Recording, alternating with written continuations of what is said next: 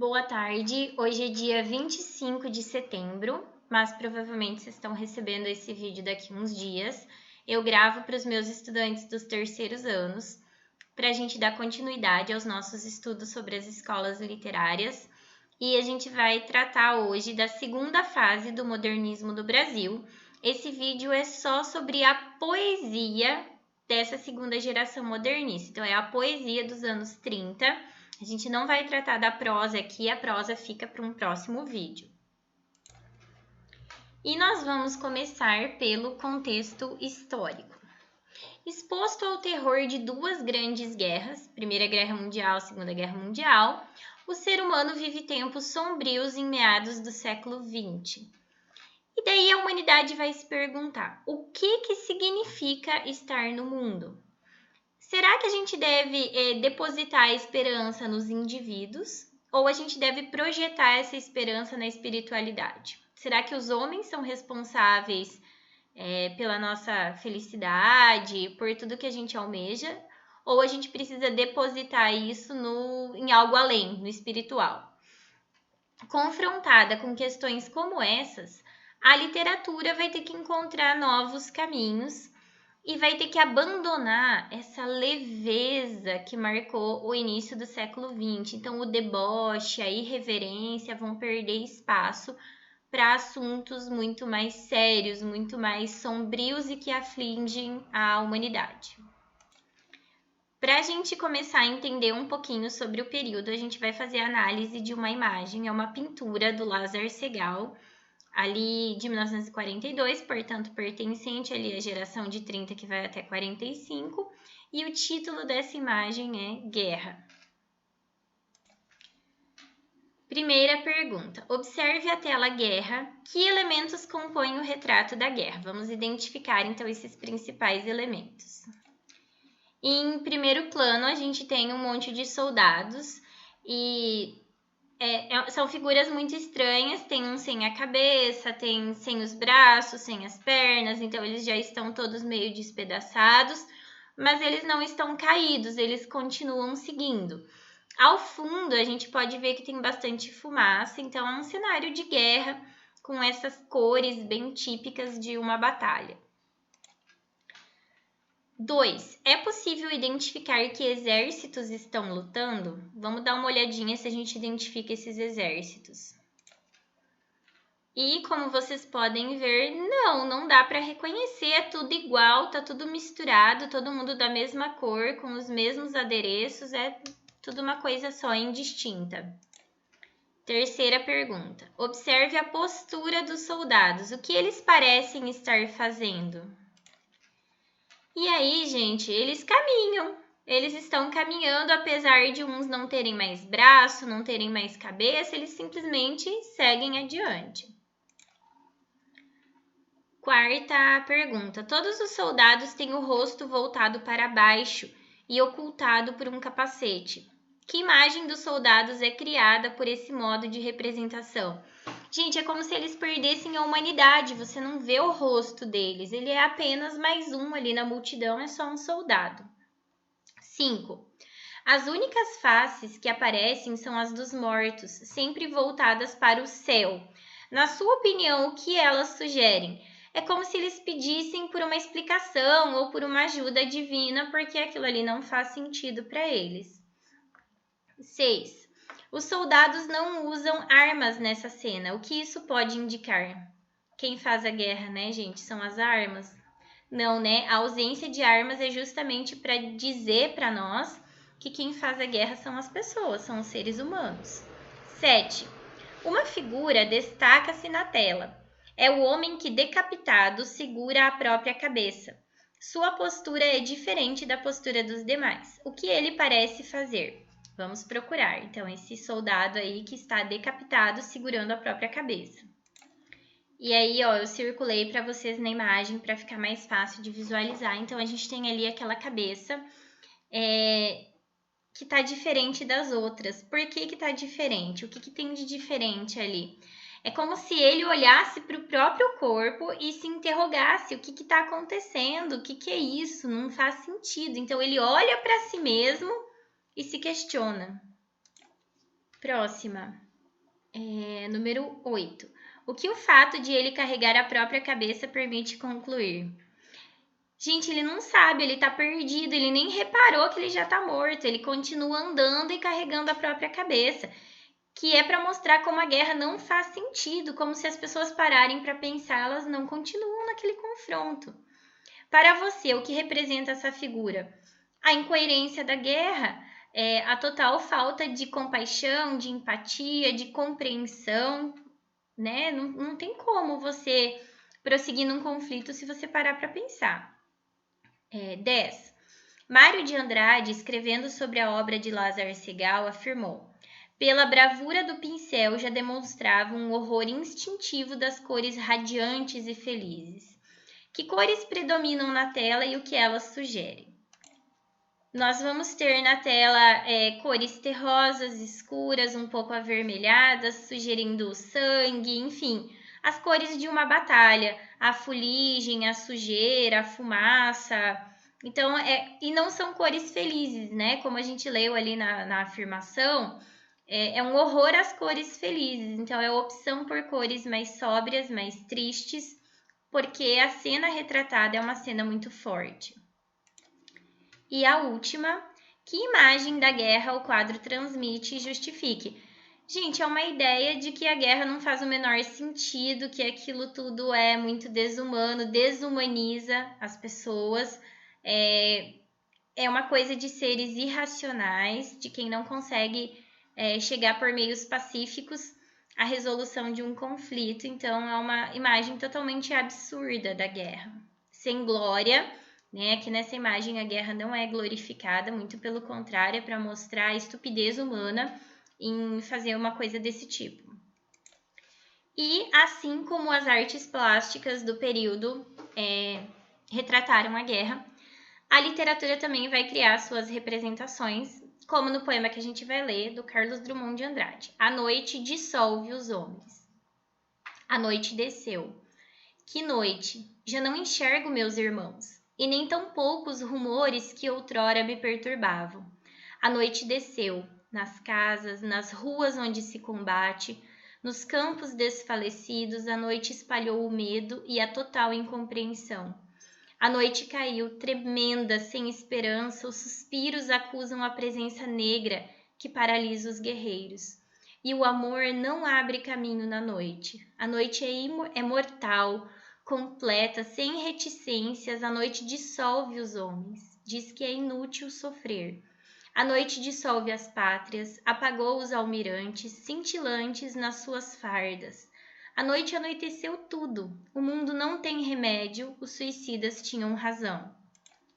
Aurora, entretanto eu te diviso, ainda tímida, inexperiente das luzes que vais acender e dos bens que repartirás com todos os homens, sob o úmido véu de raivas, queixas e humilhações.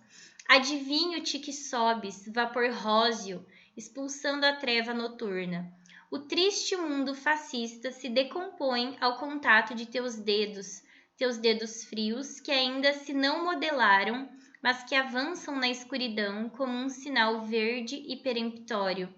Minha fadiga encontrará em ti o seu termo. Minha carne estremece na certeza de tua vinda. O suor é um óleo suave. As mãos dos sobreviventes se enlaçam. Os corpos hirtos adquirem uma fluidez, uma inocência, um perdão simples e macio.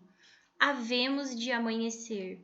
O mundo se tinge com as tintas da antemanhã e o sangue que escorre é doce, de tão necessário para colorir tuas pálidas faces, Aurora. Vamos entender esse poema então. 1. A primeira parte do poema apresenta uma noite que desceu sobre o mundo. Releia os versos e identifique as características dessa noite. Nós temos lá: a noite desceu nas casas, nas ruas onde se combate, nos campos. A noite espalhou o medo. A noite caiu, tremenda, sem esperança. A noite dissolve as pátrias. A noite é mortal, completa, não tem reticências, ela dissolve os homens. Então, é uma noite terrível, uma noite que parece que nunca vai ter fim e que não se enxerga nenhuma luz. 2. Considerando as características identificadas, podemos concluir que essa noite é uma metáfora. O que ela simboliza, justifique. Gente, é para falar da guerra, né? Essa noite aí que caiu na humanidade é a guerra, né? É uma representação metafórica da guerra. 3. Esse poema pode ser dividido em duas partes. Na segunda, há uma palavra que também está sendo usada no sentido metafórico e que se opõe à primeira parte. Identifique-a e explique o que ela representa. Bom, a primeira parte do poema vai falar da noite, que é uma representação metafórica da guerra. Na segunda parte, o elemento que aparece de forma metafórica é a aurora. A aurora é o amanhecer do dia. Qual seria a simbologia da aurora? Seria o fim da guerra, quando o mundo vai amanhecer de volta, a guerra vai acabar, as pessoas vão acordar para começar a retomar a vida. 4. Pode-se afirmar que os tempos verbais utilizados distinguem os fatos reais de outros, vistos como uma possibilidade futura. Explique quais são os fatos reais e quais são apenas possibilidades. Bom, gente, os fatos reais que a gente tem no poema é a guerra. Como que essa guerra vai ser marcada no poema? Pelo uso do presente e do pretérito. A noite desceu, ó, já foi. Já não enxergo no presente. Então, esses são os fatos reais que vão ser ao longo de toda essa parte aqui do poema. Ó. A noite caiu, paralisa, dissolve. Então, a gente vai ter uma alternância entre presente e pretérito. E a aurora são as possibilidades, aquilo que ainda não é real, mas que se espera que aconteça. E o tempo verbal que marca essa aurora, essa possibilidade de fim de guerra, vai ser o futuro. Vais ascender, repartirás. Né? Adivinho-te que sobes. Então, é tudo que ainda vai acontecer. Havemos de amanhecer. Tudo aquilo que ainda são possibilidades. Quinta pergunta. Na segunda parte, o eu lírico faz uma referência histórica que nos permite formular uma hipótese sobre a que guerra ele se refere. Identifique o trecho e explique de que guerra se trata. Temos no poema o seguinte trecho: o triste mundo fascista se decompõe ao contato de teus dedos frios que ainda se não modelaram, mas que avançam na escuridão como um sinal verde peremptório. E daí a referência histórica é quando fala o triste mundo fascista. Então, como faz referência ao fascismo, a gente pode compreender que é o período ali da Segunda Guerra Mundial. Sexta pergunta. O poeta emprega um pleonasmo no final da primeira parte. Pleonasmo é quando eu uso uma expressão repetitiva, redundante. Eu digo duas coisas que querem dizer a mesma coisa, poderia ter usado uma vez só. Identifique-o e levante hipóteses, porque esse recurso poético foi empregado. Esse pleonasmo, gente, está no final dessa primeira parte. A noite anoiteceu tudo. O que a noite faz se não anoitecer? Por isso é um pleonasmo. Mas qual é a expressividade poética de eu usar esse pleonasmo?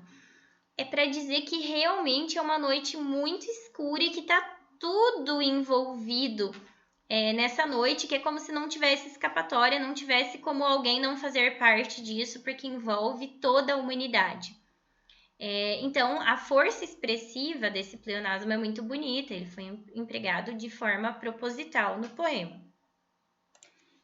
E uma última perguntinha: havemos de amanhecer. Explique o uso da primeira pessoa do plural. Por que havemos? Por que nós? Porque é a humanidade como um todo, é todas as pessoas, e ele quer que todo mundo se sinta incluído, inclusive ele, para dizer que todo mundo vai ter que passar por essa e superar, que é um problema coletivo da humanidade. Vamos entender, então, esse contexto histórico, porque as produções do período têm esse tom, tanto a pintura que a gente viu, como o poema que a gente analisou. A gente marca a publicação de um livro de poemas do Carlos Drummond de Andrade, um livro chamado Alguma Poesia, como o início dessa segunda geração modernista, que é chamada de geração de 30. Então, é essa publicação do Carlos Drummond de Andrade que determina o início desse novo período. Esse grupo de 30, ele vai incorporar o regionalismo e os dilemas sociais aos temas que já eram tratados lá desde o início da Semana de Arte Moderna. Então, é aquela desconstrução e reconstrução dos símbolos nacionais, de uma linguagem mais popular, tudo isso continua, mas a gente vai ter muito mais o regionalismo e os dilemas sociais agora nesse período. Então, assim como na geração anterior, a cultura nacional vai ser um tema para a produção artística e a gente vai ter isso nas suas mais diversas expressões. A década de 30 ela vai ser marcada por acontecimentos muito importantes, como a chegada do Getúlio Vargas ao poder, o confronto entre ideologias muito diferentes, antagônicas, como, por exemplo, o liberalismo e o comunismo. A gente vai ter a ascensão de uma mentalidade muito totalitária que vai defender a centralização do poder do Estado nas mãos do governante. Vai ser o nazismo na Alemanha, o fascismo na Itália, há exemplos. A gente vai ter uma grande popularização do rádio e do cinema. O rádio vai ser usado por Getúlio Vargas para fazer propaganda do seu governo, baseando-se no totalitarismo. E o cinema vai acabar se tornando um veículo de informação e entretenimento para as massas. Em 1935, começa o programa de rádio A Voz do Brasil, que ainda é transmitido até hoje. E esse período de 1930 até 1945, ele vai ser um período muito conturbado. A gente vai ter uma grande depressão econômica, o avanço do nazifascismo, a crise da política do café com leite aqui no Brasil, a ascensão e a queda do Getúlio Vargas, a criação da ONU. No cinema, a gente vai ter produções estrangeiras, principalmente produções americanas, chegando ao Brasil, como Tempos Modernos e O Grande Ditador, do Charles Chaplin, que eu recomendo que vocês assistam, se vocês tiverem oportunidade, é fácil da gente achar na internet, porque são filmes que mostram muito o espírito de uma época. Todos os mercados financeiros acabam sendo abalados pelo craque da Bolsa em 1929, então o mundo inteiro vai sofrer com essa crise e o Brasil não vai ser poupado. As pessoas vão diminuir o consumo de café no mercado mundial, o que faz com que o café brasileiro perca valor no mercado internacional. A gente vai ter a promulgação de uma nova Constituição em 1934, com Vargas sendo legitimado no poder. As esquerdas se unem para formar a Aliança Nacional Libertadora.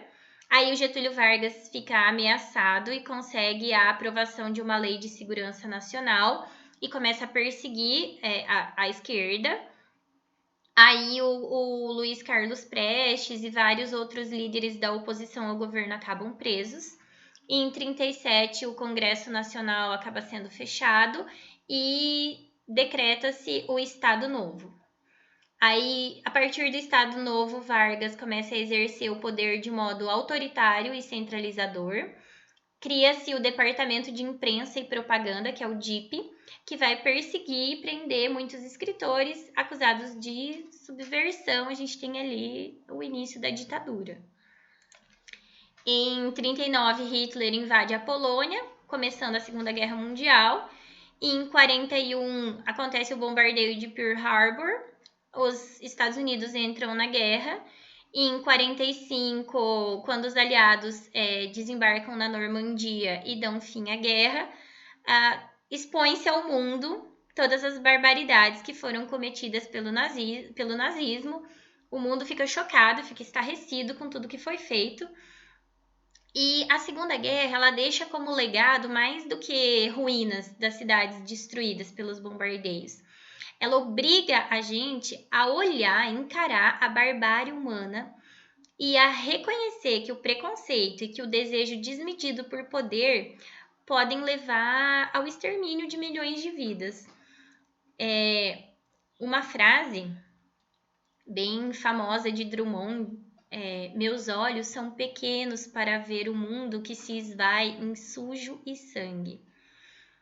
Ele registra esse espanto dos poetas, dos artistas, ao refletirem sobre a perversidade de que o ser humano é capaz, né? O que a gente é capaz de fazer uns contra os outros por preconceito, por inveja, por sede de poder, por ganância.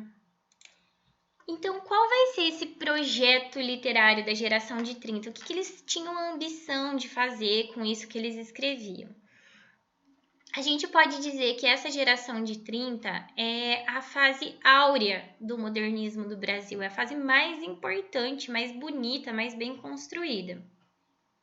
Na poesia, a gente vai viver a fase do nacionalismo crítico, que vai promover uma releitura do passado histórico do Brasil e superar isso, né? A gente não precisa mais dessa releitura, porque a gente agora vai se dedicar à reflexão sobre o mundo contemporâneo. O que nos interessa agora não é mais esse passado que eu tenho que reconstruir, é o meu presente. O que eu tenho aqui na minha frente, nesse mundo contemporâneo, como que eu posso refletir sobre ele?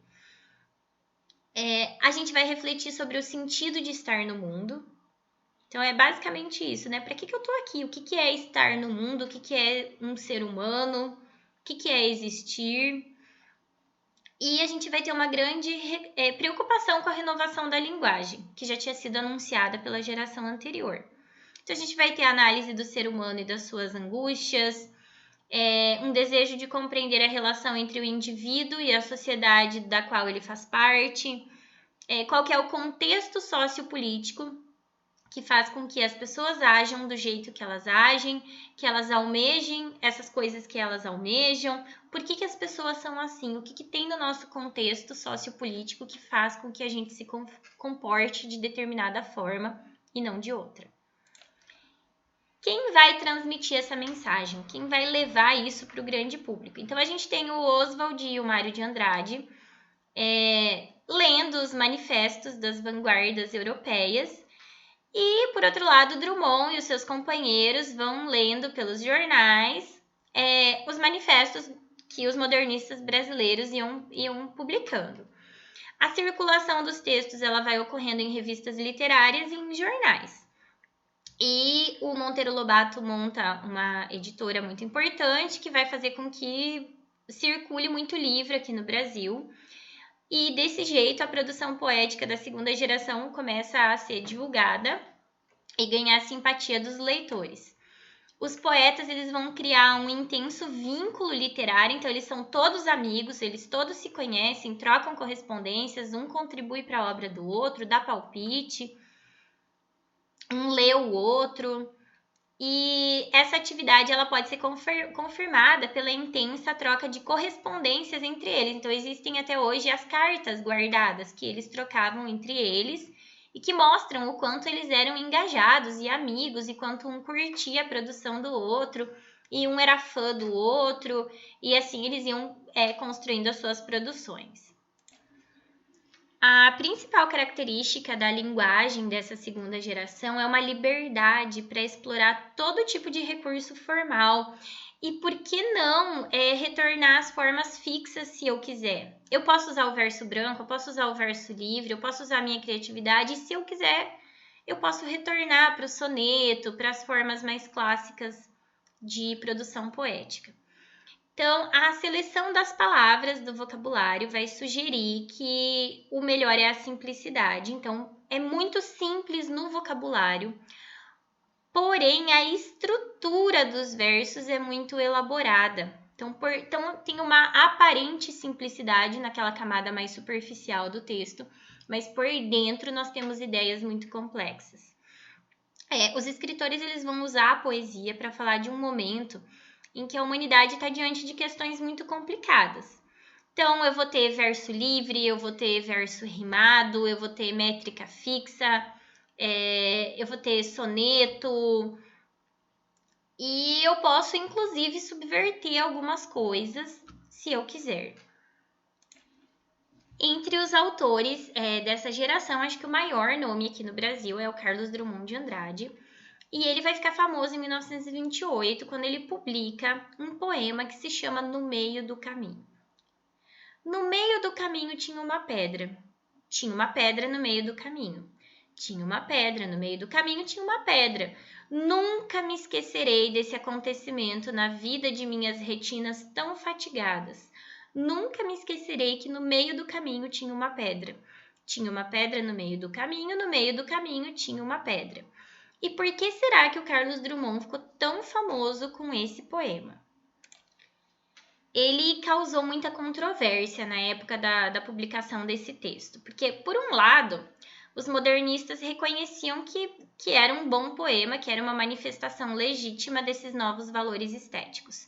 Por outro lado, a opinião pública achava que esse poema era muito bobinho, que isso era uma afronta à boa literatura.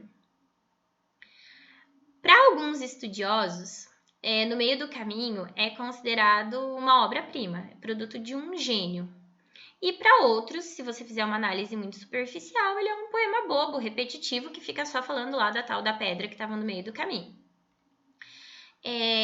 Se eu pensar que essas pedras mencionadas no texto são os obstáculos ou os problemas que a gente encontra na vida, que seria o nosso caminho, então eu começo a compreender o sentido desse poema, porque o tempo todo ele fica falando da pedra, porque a tal da pedra não sai do caminho. Como é que ele vai prosseguir? Como é que ele vai mudar de assunto? Como que ele vai adiante se ele tem um problema que ele simplesmente não consegue resolver? Quando ele diz, nunca me esquecerei desse acontecimento na vida de minhas retinas tão fatigadas, eu já estou tão cansado de olhar para o mundo, de ver e o tempo todo essa pedra no meu caminho. Então, ele está cansado. Ele não consegue superar um acontecimento na vida dele. Então, essas pedras, elas podem ser um acontecimento traumático, um acontecimento muito relevante na vida de uma pessoa e que, de certa forma, trava ela para sempre. Ela não consegue mais ir adiante. E aí, para quem curte uma biografia dos autores, surgem várias especulações sobre o que poderia ter sido esse fato pessoal da vida do Carlos Drummond que influenciou tanto, a vida dele, que ele não conseguiu superar. Ele se casou com a mulher dele em 1926 e logo depois eles tiveram o primeiro filho, mas o menino morreu com apenas meia hora de vida. Aí, no ano seguinte, pediram para o escritor fazer um poema para o primeiro número da revista de Antropofagia. E o Drummond estava muito triste com a sua história pessoal, por ter perdido esse filho. E daí ele faz esse poema. E daí a revista acaba sendo publicada só em 1928. Aí tem um teórico da literatura, o Gilberto Mendonça Telles, que ele fala que o fato da palavra pedra conter as mesmas letras da palavra perda significa que pode ser um luto que ele viveu muito forte. Então, é como se ele fizesse um túmulo para o filho dele. Então, com aquela pedra ali, ele está enterrando essa perda dele, esse filho que morreu, para mostrar como um acontecimento pessoal pode definitivamente marcar a nossa vida, a nossa trajetória. Quais vão ser as características do Drummond? Ele vai questionar muito o sentido da vocação literária e da função social do poeta. Para que serve um poeta? Para que serve um poema? Ele fala muito sobre poesia, então é muito metapoesia. A dificuldade de compreender os sentimentos, de você expressar o que sente, de você se explicar. A importância da família. O desencontro entre o ser e o mundo. Parece que a gente nunca está conectado com o mundo, que a gente está sempre se sentindo deslocado. Ele vai falar do impacto da ditadura e da Segunda Guerra Mundial. Vai falar sobre os seres humanos a partir dos seus comportamentos inexplicáveis. A sua incapacidade de reconhecer o essencial. E essa correria de buscar uma coisa que é desconhecida e inalcançável e que acaba impedindo a gente de ser feliz por não conseguir contemplar aquilo que a gente tem. Ele vai falar muito do presente, do aqui, do agora. Ele vai transformar tudo em matéria de poesia, todas as coisas cotidianas vão ser passíveis de virar um poema. e a poesia em busca de si mesma. A metalinguagem, a metapoesia vai ser super um assunto que ele vai abordar. Outra autora muito importante do período é a Cecília Meirelles, que vai falar muito sobre a vida efêmera, ou seja, que não dura, que é precária, e transitória, quer dizer que está sempre se transformando, não é nunca a mesma coisa. Foi a primeira mulher a se destacar no cenário da poesia brasileira, e ela escreveu muitos livros de poesia numa corrente mais espiritualista. Ela era muito sensível, valorizava muito a intuição, a emoção, muito lírica, usava muito as imagens da natureza e do infinito. Os poemas dela têm um aspecto assim de sonho, uma coisa meio fugidia. É linda, adoro, uma das minhas autoras preferidas. Deixei um poeminha dela aqui na sequência dos slides para vocês lerem. Depois olhem os slides e leiam lá.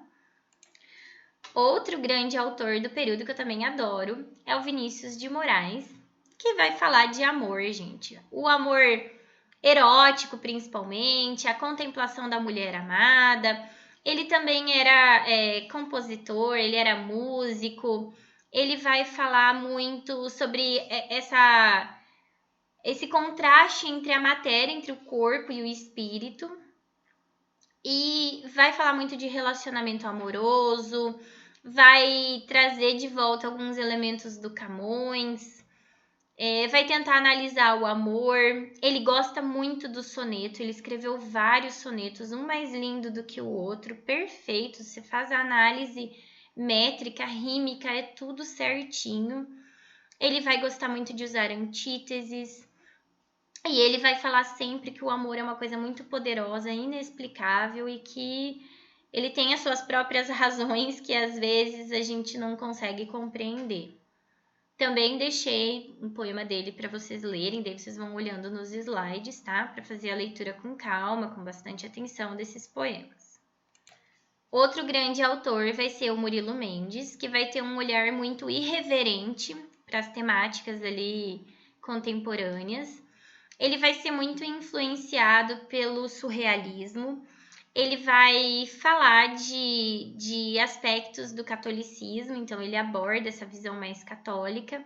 Ele vai falar de um sentido de humanidade, consciência social associados à dimensão espiritual, então vai trabalhar muito essa questão da espiritualidade e tentando entender as relações entre o eu e o mundo.